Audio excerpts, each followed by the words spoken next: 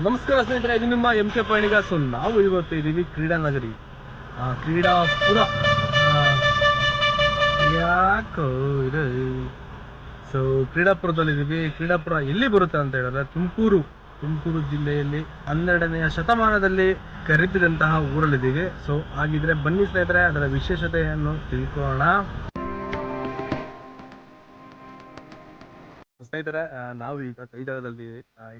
So ಇದರ ವಿಶೇಷತೆ ನಾವು ಹೇಳ್ಬೇಕು ಅಂತ ಹೇಳಿದ್ರೆ, ಸೊ ಇಲ್ಲಿನ ಒಂದು ಕೈದಾಳ ಆಗಿನ ಕಾಲದಲ್ಲಿ 1150ನೇ ಶತಮಾನದಲ್ಲಿ ನಿರ್ಮಿಸಲಾದಂತಹ ಹೊಯ್ಸಳರ ಒಂದು ದೇವಾಲಯ ಅಂತಾನೆ ಹೇಳ್ಬೋದು. ಸೊ ಯಾರು ನಿರ್ಮಿಸಿದ್ರು, ಸೊ ಯಾರು ಈ ಒಂದು ಚೆನ್ನಕೇಶವನ ಟೆಂಪಲ್ನ ಬಿಲ್ಡ್ ಮಾಡಿದ್ರು ಅಂದ್ರೆ ಕೆತ್ತಿದ್ರು ಶಿಲ್ಪಿನ ಅಂತ ಹೇಳಿದ್ರೆ, ಸೊ ಜಕಣಾಚಾರಿ ಅಂತ ನಿಮ್ಗೆಲ್ಲರೂ ಗೊತ್ತಿರೋ ಹಾಗೆ ಜಕಣಾಚಾರಿ. ಸೊ ಜಕಣಾಚಾರ್ಯ ಒಂದು ಏನು ಹಿನ್ನೆಲೆ ಹೇಳ್ಬೇಕು ಅಂತ ಹೇಳಿದ್ರೆ, ಜಕಣಾಚಾರ್ಯ ಅವರು ಇಲ್ಲೇ ಹುಟ್ಟಿ ಇಲ್ಲೇ ಒಂದು ಏನು ಶಿಲ್ಪ ಕಲೆಯನ್ನು ಕಲ್ತು ಬಿಟ್ಟು ಇಲ್ಲಿಂದಾನೇ ಹೋಗಿದ್ದು. ಇನ್ನೊಂದು ಏನು ಹೇಳ್ಬೇಕಂತ ಹೇಳಿದ್ರೆ, ಕೈದಾಳ ಅಂತ ಏನು ಕರೀತಾರೆ ಈ ಒಂದು ಗ್ರಾಮಕ್ಕೆ. ಸೊ ಕೈದಾಳ ಅಂತ ಹೇಳಿದ್ರೆ, ಸೊ ಜಕಣಾಚಾರ್ಯವರ ಮಗ ವೆಂಕಣಾಚಾರ್ಯವರು. ಸೊ ಜಕಣಾಚಾರ್ಯವರು ತಮ್ಮ ಶಿಲ್ಪ ಕಲೆಯನ್ನು ತೋರಿಸುವುದಕ್ಕಾಗಿ ಬೇಲೂರಿನ ಒಂದು ಶಿಲ್ಪಕಲೆಯನ್ನು ಕೆದುತ್ತಾರೆ. ಸೊ ಆ ಶಿಲ್ಪಕಲೆಯನ್ನು ನೋಡಿದಂತಹ ಜಕಣಾಚಾರ್ಯವರು, ಸೊ ಆ ಶಿಲ್ಪಕಲೆಯನ್ನು ಒಂದು ದೋಷ ಆಗಿದೆ, ಜಕಣಾಚಾರ್ಯವರಿಗೆ ಅವಮಾನ ಮಾಡ್ತಾರೆ. ಸೊ ಅದರಿಂದ ಜಕಣಾಚಾರ್ಯವರು ಏನ್ ಮಾಡ್ತಾರೆ ಅಂತ ಹೇಳಿದ್ರೆ, ತನ್ನ ಕೈಯನ್ನು ಕಟ್ ಮಾಡ್ಕೊಳ್ತಾರೆ. ಸೊ ಅದಾದ್ಮೇಲೆ ಅದರ ಅರಿವು ತಿಳಿಯುತ್ತಿದೆ ಜಕಣಾಚಾರ್ಯ ಅವರಿಗೆ, ನಾನು ಹೌದು ಇದರ ಒಂದು ಶಿಲ್ಪಕಲೆಯಲ್ಲಿ ಒಂದು ದೋಷವಿದೆ ಅಂತ. ಸೊ ಅದಕ್ಕಾಗಿ ಸೊ ತನ್ನ ಕೈ ಮತ್ತೆ ಬೆಳವಣಿಗೆ ಆಗ್ಲಿ ಅಂತ ಹೇಳ್ಬಿಟ್ಟು, ಸೊ ದಾಳ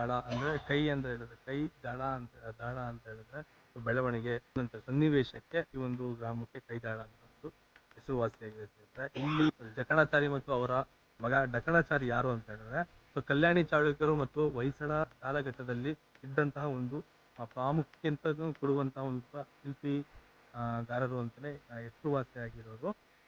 ಸೊ ನೋಡ್ಕೋಬಹುದು ಸ್ನೇಹಿತರೆ, ನಮ್ಮ ಒಂದು ಕೈದಾಳದಲ್ಲಿರುವಂತಹ ಒಂದು ಚೆನ್ನಕೇಶವ ಸ್ವಾಮಿ ಟೆಂಪಲ್ನ ಒಂದು ಸಭಾಂಗಣ. ಸೊ ವಿಶೇಷವಾದಂತಹ ಒಂದು ದೇವಾಲಯ ಅಂತಾನೆ ಹೇಳ್ಬೋದು.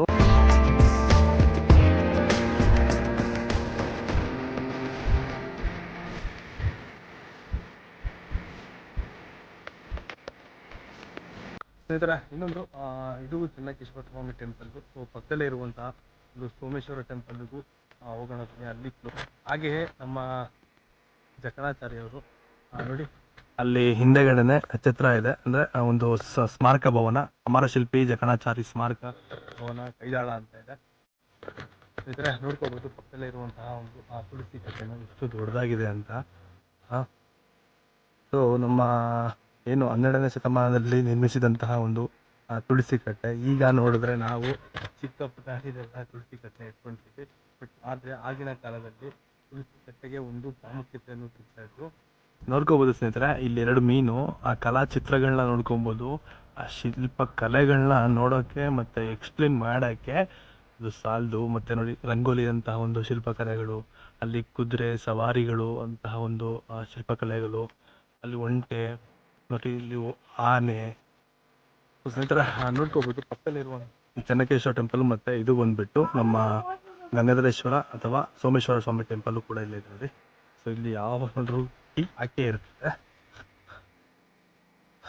ನೋಡ್ಕೋಬಹುದು.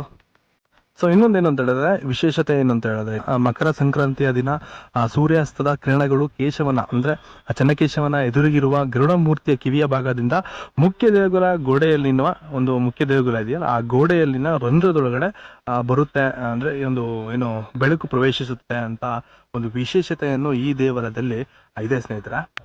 ಇನ್ನು ಯಾರೆಲ್ಲ ಈ ಒಂದು ದೇವಾಲಯಕ್ಕೆ ಯಾರೆಲ್ಲ ಭೇಟಿ ನೀಡಿಲ್ಲ, ದಯವಿಟ್ಟು ಭೇಟಿ ನೀಡಿ ಅಂತ ಕೇಳ್ಕೊಳ್ತೀನಿ. ನಮ್ಮ ಬೇಲೂರು ಹಳೆಬೀಡು ಕೆತ್ತಿದಂತಹ ಶಿಲ್ಪಿಗಳ ಒಂದು ಜನ್ಮಸ್ಥಳ ಆಗಿರೋದ್ರಿಂದ ಅಮರ ಶಿಲ್ಪಿ ಜಕಣಾಚಾರ್ಯ ಅವರಿಗೆ ಈ ಒಂದು ದೇಗುಲ ಭಾರಿ ಪ್ರಾಮುಖ್ಯತೆಯನ್ನು ಕೊಡುತ್ತೆ. ಸ್ನೇಹಿತರೆ ದಯವಿಟ್ಟು ಬಂದು ಇಲ್ಲಿ ವಿಸಿಟ್ ಮಾಡಿ, ಇಲ್ಲಿನ ವಿಶೇಷತೆಯನ್ನು ತಿಳ್ಕೊಂಡೋಗಿ ಅಂತ ನಾನು ಈ ಒಂದು ವಿಡಿಯೋ ಮೂಲಕ ಕೇಳ್ಕೊತೀನಿ.